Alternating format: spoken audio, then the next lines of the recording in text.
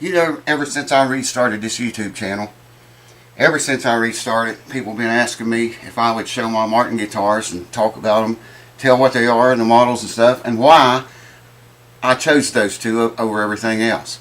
Stay tuned, that's what this video is about.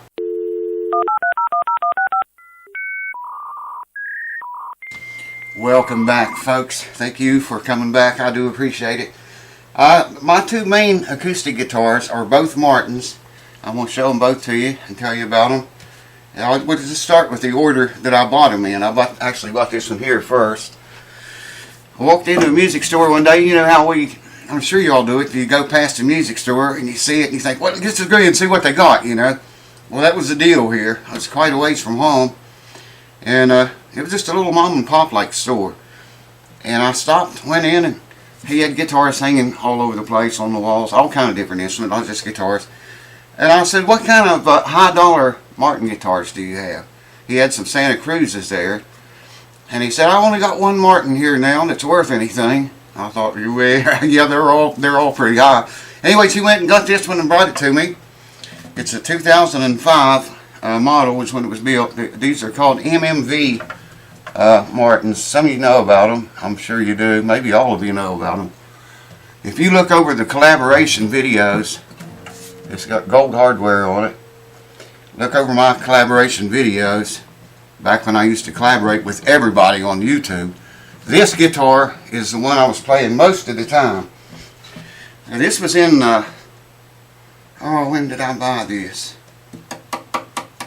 It's a 2005 model, but I didn't get it new. It was around 2007, I think. 2006, 7, or 8, somewhere in there's when I got it. And it's got a Richlight bridge on it, and I think the fretboard's Richlight too. I leveled the frets on this a few times. I'm not going to play either one of these because these strings have been on there for years, literally. But I went in, he bought me this guitar, and I picked it up and looked at it. And he said, it's not a high dollar guitar, but he said, you know, they're pretty good guitars. And I said, yeah, I played one of them before, actually. I didn't like it. Anyways, I sat down with this one, hit a couple chords on it, and thought, good Lord, man, I've never heard a guitar sound like this before. A Martin guitar, or any acoustic. It sounded different. There was just something different about it. It had a lot of bass and a lot of mids, not so much highs. So I did that to the sound hole later on. Anyways, I played it there a good while, and then somebody else came and played mandolin. I don't know that guy. I didn't know him, but he came in and grabbed a mandolin. He was looking for one. And we sat there and played like an hour or something. I played on this guitar and got ready to leave. I said, I'm going to have to take this with me. And he looked at me really strange, the owner of the store, the mandolin player did. I wasn't even looking for a guitar when I came in there. And I asked him how much he wanted. And I don't remember exactly what he said, but I remember pretty close to what I gave for it. And it wasn't bad at all, man. I mean, you can look these up. Even right now, they're not a really expensive guitar. MMV, that's a Roman numeral. M is 1,000, the 2 M's 2,000, and V 5. So MMV 2005 it was built. So you can you see the picture, and it's a dandy guitar, man. And I've never had any trouble. We had to do the frets once, level the frets on it once, and never had any problems whatsoever. This guitar's been dragged all over the country. In fact, the day I found this guitar that I'm going to show you next, we were playing a gig, and I was playing, just sitting in for a band, and until they found a guitar player. But whenever I sat in, until they found a guitar player, they quit looking for a guitar player. So I stayed with them until I took off with Wolf Creek, and we formed the Wolf Creek band. And that was all with this guitar right here. Yeah, but I never had, you know, I wasn't going to buy any guitar that day, man. Didn't have any intent whatsoever of purchasing a guitar. I just thought, seeing a little music store, I thought, yeah, we'll run in there and see what he's got. And of course, he had my bait right there, you know.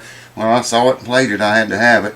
Oh yeah, I think I told you, I did enlarge the sound hole. That's basically all I did to the guitar. That and leveled the frets. I know I leveled the frets one time. I can't remember, man, if I did it twice or not. But now this one is a little different story. As I said, I was playing that guitar I just showed you, and that band that I was working with at the time, had a mandolin player. He played the mandolin and fiddle both. Doris Sears, I'll just tell you his name. He's played with everybody. He's pretty well known in the bluegrass type music. He told me that day, he said, bought a new guitar. Well, he told me on Facebook the week before this, said, I got a new guitar. It's a Dan Tominski model. He said, it's a very expensive guitar, and it has it, he said. So anyways, we went over there to play that weekend. It was Cass Scenic Railroad. We would play up on top of a mountain, and a train would come. They'd take train rides on those old steam engine trains. Train would come up around the mountain. It would stop there, and all the passengers would get out and eat their dinner there. They had power there, miraculously. I don't know where the power came from, but back on that mountain like that. But it had power there, and we had a huge PA system we played through. Anyways, we played music for those people while they ate their dinner. And paid real good. That job paid real good. But anyways, Doris brought that guitar, this guitar, that day. I went ahead and played the one I just showed you. And when the train stopped and we played one set, and took a break, was out walking around, and I was a long ways from the tables where they were eating dinner, and I heard a guitar. I know it was a fourth string, you know, so you hear a string, one string, and you know what it is, or I do usually. Anyways, I heard a fourth string, and I thought, my God, where's that coming from? You know, we were so far away from everything. I should have been able to hear a guitar that far. And as we were walking back up to the tables, I saw Doris with the case up on one of the tables open, and I heard that again. And ungodly loud, man. It was the loudest, absolute loudest guitar I've ever heard. So I walked very rapidly up to where Doris was sitting, and he had this guitar in the case, plucking the fourth string on it, just pulling it, you know, and letting it fly. And good Lord, it was loud. It's a Dan Tominski. Made like Dan Tominski's old 40-some model Martin is.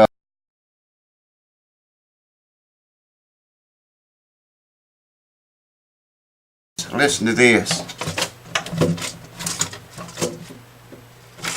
That's a rattlesnake rattler in there. I'll probably never get it up there where you could see it. But it's a rattlesnake rattler is what it is. I think it's got about 18 beads on it. Or buttons, whatever they call them.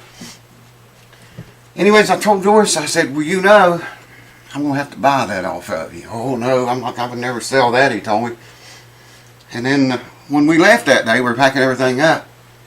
I asked him again. I said, you want to sell that guitar? And he said, I'll think about it. He said, I will. I said, yes, that's good enough. You think about it. And I forget how often we went over and played at that railroad thing.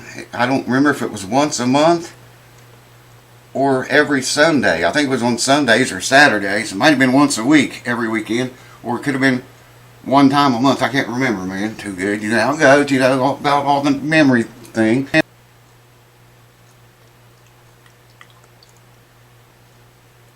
But the next time that we went over there and played, he brought it again, and he let me play it that time. I said, Doris, man, you got to sell this guitar to me.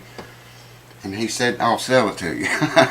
So he gave me an excellent price on it. I mean, you know, if I wasn't looking for a guitar, and he had offered me this guitar for the price I got it for, I would have bought it, just like I did that one I showed you. Even though I wouldn't have been looking for a guitar for what I gave for this. You can look him up. Martin Dan Tominski model guitar. You can look them up and see for yourself what the value of them is. It don't even have gold hardware on it. That other guitar, this one.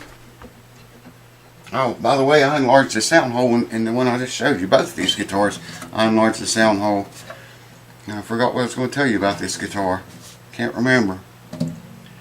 Wow. I don't know what I was going to tell you, man. I got this for less than half of what they cost. Or costed then. They cost even more now than they did then. I don't know how many of these made. If you all know, put in the comments. I never did look and see. This is number 69 of all numbers of however many they made. Martin doesn't even make these guitars anymore. They only made this model for, I don't know, a certain number of years. And then I don't know why they stopped making it, man. And this guitar, I'm the third owner. I don't know who the first owner was. Doris bought it off of the original. The guy bought it brand new. And he didn't have it very long. Doris didn't. I've had it, when was that? 2012 when I got this guitar. I think. Yeah. Pretty sure it was. And I've had it ever since then. I probably always will have it. Anyway, so I'm going to show you the sound hole again. And show you. If you look, I don't know if you're going to be able to see it. It's got a Fishman. I'm going to review this Fishman thing one day too. Fishman Ellipse. That's what it's called. It takes a 9-volt battery. See, it's got a plug for a guitar cord there. It's got a gooseneck mic there. I found out you can move that mic around and get all kind of different sounds. Plus, it's got a piezo and a blender, but you can blend between the piezo and the condenser mic. I hope you can see that gooseneck deal there. And there's the controls for it. I don't know, man, if you're seeing them or not. But watch for a review on that. I did one crappy review. I was just messing around here one night. It's like 45 minutes long or some crap like that, or half an hour long or something. It's way long. Don't search for it. Don't look for it, because I might even take it off. Anyways, that's the story on these two guitars and why I chose them over everything else. And that was really, that Martin down there was really the only one in the store I cared about. Well, he had some Santa Cruz guitars in there. They were like $3,000 back then. They were the one he had there. It was $3,000. I never even looked at it because I knew what might happen if I played it. And I didn't want to spend over $3,000 that day. I didn't even have $3,000 with me. I did have enough to get that guitar though. Alright, that's the story on my guitars, and I'm sticking to it, baby. Now, I found something I didn't even know I had when I was getting these guitars out. I'm going to share just a minute of that with you, and then I'll let you go. I found this little card from Martin in my case underneath a bunch of stuff. It was in that case when I bought this guitar. It says a timeline of serial numbers.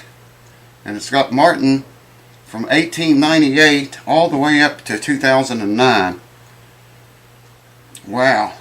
So if any of you guys got Martin guitars, you want to know what year thereabouts it was made, let me know the serial number and I can look them up here for you. I'll show you real quick. I doubt if you can see it, but the light's so bright in here, man, I can barely see myself. But I didn't know I had this, man. I always looked online, tried to find, you know, when guitars were made. I know when these were made, but this is handy to have right here. I'm going to put that away and not put it back in my case. Do something, put it somewhere where I probably won't forget about having it. That always happens, man. Anyways, that's the story on my two Martin acoustic guitars. I've got a lot of other acoustic guitars, but y'all wanted to see the Martins, or that's what was asked about. Man, a lot of y'all asked me about that. So I hope you liked this video.